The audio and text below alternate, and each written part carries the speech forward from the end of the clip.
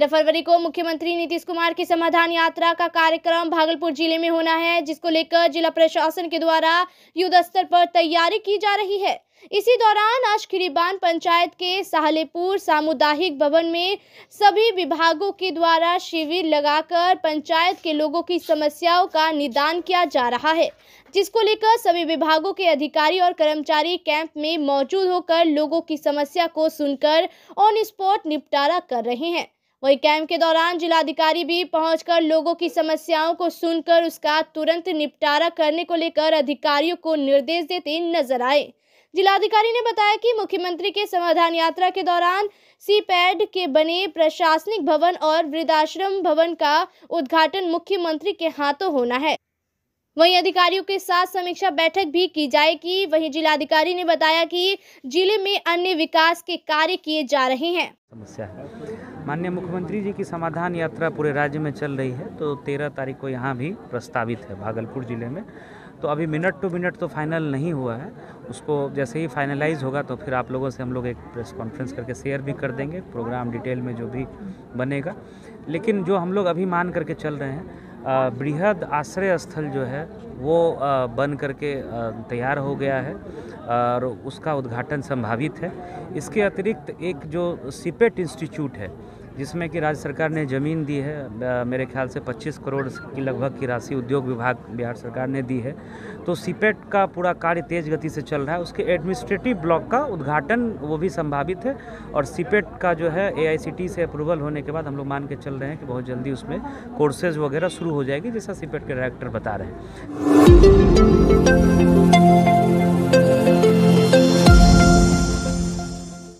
इन दिनों पूरे प्रदेश के साथ साथ भागलपुर में इंटर की परीक्षा चल रही है। परीक्षा के दूसरे दिन जिलाधिकारी सूरत कुमार सेन SM बालिका इंटर विद्यालय मिर्जानहाट पहुंचे, जहां उन्होंने पूरे परीक्षा केंद्र का निरीक्षण किया।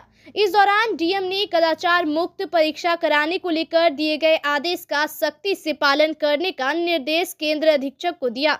वहीं कहीं से बच्चों को परीक्षा देने में कोई परेशानी ना हो, इसको लेकर भी कई दिशा निर्देश दिए। SM बालिका इंटर विद्यालय को आदर्श परीक्षा केंद्र बनाया गया है। वहीं जिलाधिकारी ने बताया कि इंटर और मैट्रिक की परीक्षा जिले में शांतिपूर्ण तरीके से पूर्ण कराई जाएगी। चल रही है शांतिपूर्ण तरीके से, सारे पदाधिकारी लगे हुए हैं, सारे सेंटर सुपरिटेंडेंट वीक्षक जो हैं ढंग से सब लोग अपना काम कर रहे हैं और शांतिपूर्ण माहौल में भी हम लोग सारी परीक्षाएं संपन्न कराएंगे, इंटरमीडिएट की भी और मैट्रिक की भी।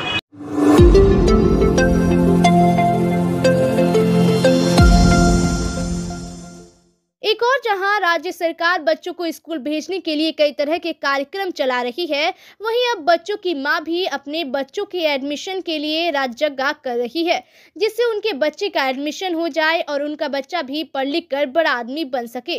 समाहरणालय गेट के सामने स्थित बजरंगबली मंदिर के सामने दर्जनों महिला बैठी हुई है।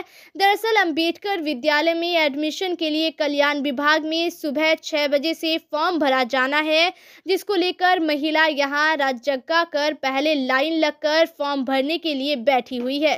महिलाओं ने खाना भी नहीं खाया है क्योंकि इन्हें शौच ना लगे, क्योंकि यहाँ पर शौचालय तक की भी व्यवस्था नहीं है और माँ अपने बच्चों के दाखिले को लेकर तपस्या कर रही है कि एडमिशन हो जाने पर उनका बच्चा भी बड़ा आदमी बन सके। सर एडमिशन ले ली सर। यहाँ एडमिशन थोड़े होगा। हाँ, समाहरणालय में फॉर्म जमा होता है। क्या बजे से? 10 बजे से। यहाँ सवेरे आए हैं, गेट पर रहेंगे तो जल्दी लाइन लगेगा तो एडमिशन होगा बच्चा का। यहीं बैठ लो में। तो कहाँ रहेंगे सर, तब तो घुसने नहीं देता है, वैसे रहना पड़ेगा। नहीं रहेंगे तो सर एडमिशन नहीं लेता है, बोलता है पहले आओ पहले पाओ। अम्बेडकर हरिजन स्कूल यहाँ बैठे हुए हैं। यहाँ कल्याण विभाग में आवेदन गिराएंगे सुबह 6 बजे। रात भर यहाँ रहना पड़ेगा। काहे के लिए कि बहुत दूर घर है, यहाँ पे फिर कैसे आएंगे रात में, तो एक दिन पहले आके रहते हैं, कल सुबह गिराएंगे आवेदन। और व्यवस्था खाना पीना बाथरूम कुछ नहीं है व्यवस्था हम सबको। कखनी है लोग तू सब? सुबह आए हैं। कहाँ से? साकुन से। बांका जिला? हाँ, बांका। बच्चे के भविष्य के लेके रात भर जगना पड़ रहा है। हाँ, बच्चे के लिए हम सब आए हैं।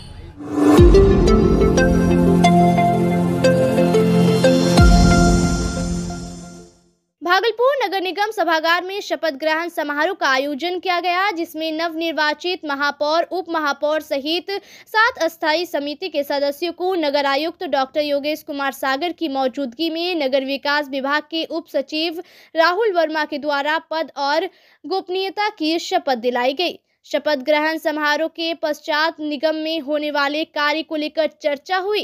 वहीं शपथ ग्रहण समारोह को लेकर नगर आयुक्त डॉक्टर योगेश कुमार सागर ने बताया कि महापौर, उप महापौर सहित सभी माननीय सदस्यों को विधिवत शपथ ग्रहण हो चुका है, जिसके बाद निगम में सुचारू ढंग से कार्य हो सकेगा। जल्द ही निगम अपना बजट भी पेश करने जा रहा है, जिसमें स्मार्ट सिटी डेवलपमेंट की तमाम योजनाओं के तहत कार्य को बढ़ाया जाएगा। साथ ही नगर आयुक्त ने कहा कि जो क्षेत्र पीछे रह गए हैं उन पर विशेष नजर रहेगी। मौके पर महापौर डॉक्टर वसुंधरा लाल, उप महापौर डॉक्टर सलाउद्दीन हसैन, वार्ड पार्षद डॉक्टर प्रीति शेखर, संजय सिन्हा, अशरफी बेगम सहित कई पार्षद और निगम कर्मी मौजूद थे। जो है क्या शपथ का जो आज जो है वो कार्यक्रम हुआ है और स्थायी समिति का जो है हम लोग नामित जो किया गया था उन सभी सदस्यों की सूची विभाग को हम लोगों ने भेज दिया गया था।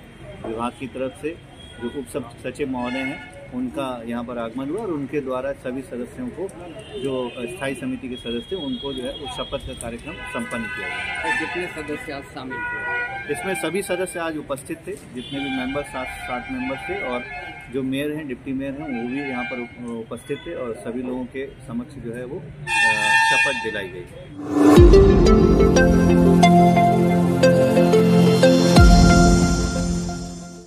युवाओं को सिपाही, दरोगा, बीएसएफ, आर्मी में भर्ती के लिए तैयारी कराने वाली भागलपुर के सोलंकी डिफेंस एकेडमी के द्वारा प्रेस कॉन्फ्रेंस का आयोजन किया गया।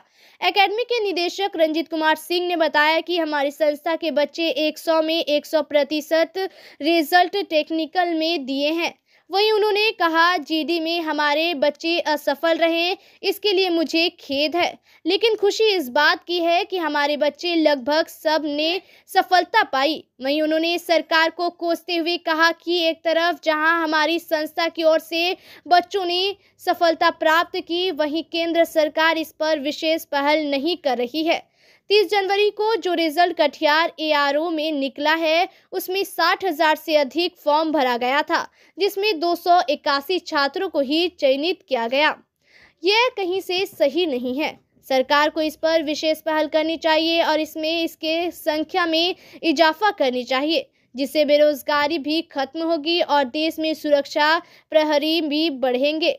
कार्यक्रम के दौरान सभी सफल छात्रों को सोलंकी डिफेंस एकेडमी के निदेशक रंजीत कुमार सिंह और पूर्व प्रबंध निदेशक पूनम सिंह ने मिठाई खिलाकर उज्जवल भविष्य की कामना करते हुए उन्हें और आगे बढ़ने की नसीहत दी। यहाँ पे बहुत अच्छे से तैयारी होती है, मतलब 1.5 महीने की तैयारी हुई थी, जिसमें सोलंकी डिफेंस एकेडमी पूरा मतलब 24 घंटा यहाँ पे रहते हैं सर सब, और तैयारी हमेशा मास्टर सब रहे करते हैं। कोई टीचर नहीं, कोई तैयारी नहीं, परेशानी नहीं हो सकती यहाँ पे। और यहाँ पे टीचर सब प्रदर्शन में थोड़ा कमी हो गया, क्या लगता है क्यों ऐसा हुआ? जीडी में थोड़ा सीट कम लिया है, नहीं तो यहाँ का जितना भी विद्यार्थी था जीडी का सब में सब रिजल्ट बना सकता था। अमन कुमार, मेरा टेक्निकल में रिजल्ट बना है और मैं सोलंकी एकेडमी में पढ़ाई करता था और यहाँ पे सारे टीचर बहुत ही अच्छे से तैयारी कराते थे और जो कि रंजीत सर है वो भी बहुत अच्छा मैथ के बच्चे के पीछे में, और हमारे मैथ टीचर पीयूष सर रहे थे और जीके जीएस के टीचर राकेश सर रहे थे। आप सभी जान रहे हैं कि सोलंकी डिफेंस एकेडमी जब से भागलपुर में आई है अपना 100% रिजल्ट देते हुए आई है। इस बार भी जो डिफेंस का जो शुरुआत हुआ था, आज जो रिजल्ट 30 तारीख पहला महीना 2023 का जो रिजल्ट कटिहार ARO में घोषित किया गया, उसमें सोलंकी डिफेंस एकेडमी ने 100 में 100 रिजल्ट टेक्निकल में दिया है।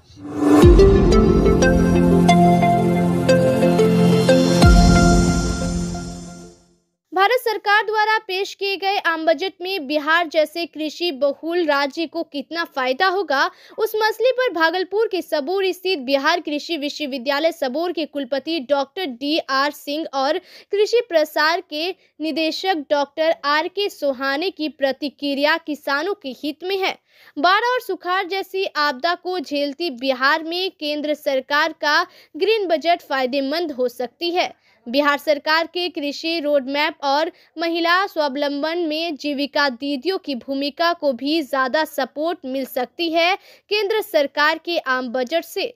बिहार राज्य का IFS मॉडल यानी इंटीग्रेटेड फार्मिंग सिस्टम किसानों को ज्यादा मजबूत और मुनाफा दे सकती है, खासकर उन इलाकों में जहां सिंचाई के लिए पानी की समस्या है। वहां भूमिगत जल स्तर दुरुस्त करने में मदद मिलती है। 2023 के आम बजट में हरित खेती, हरित ऊर्जा पर विशेष जोर देने की बात की गई। किसानों के लिए कृषि वर्धन निधि की बात की गई। उसके जरिए कृषि संबंधित स्टार्टअप को बढ़ावा दिए जाएंगे। कृषि स्टार्टअप के लिए डिजिटल एक्सीलेटर फंड भी बनाने की बात हुई। प्रधानमंत्री मत्स्य योजना के लिए 6000 करोड़ की राशि का प्रावधान किया गया। आम बजट में किसानों के लिए कृषि क्रेडिट कार्ड 20 लाख करोड़ तक बढ़ाने की बात की गई। बजट में मोटे अनाज के उत्पादन को बढ़ावा देने की बात की गई। बागवानी की उपज के लिए 2200 करोड़ की राशि का प्रावधान किया गया। खेती के लिए डिजिटल बुनियादी ढांचा बढ़ाने, साथ ही खेती में आधुनिक तकनीक का ज्यादा इस्तेमाल पर जोर देने की बात हुई। 2023 के बजट में पशुपालन, डेयरी और मत्स्य पालन पर ध्यान देने के साथ ही एग्रीटेक स्टार्टअप को बड़ा बढ़ावा देने की घोषणा हुई। सरकार ने कृषि के लिए एक डिजिटल सार्वजनिक बुनियादी ढांचे की घोषणा की, जो समावेशी किसान केंद्रित सेवाओं से जुड़ी होगी। बजट में भारत को मिलटेस्ट या मोटे अनाज के लिए एक वैश्विक केंद्र बनाने की परिकल्पना की गई।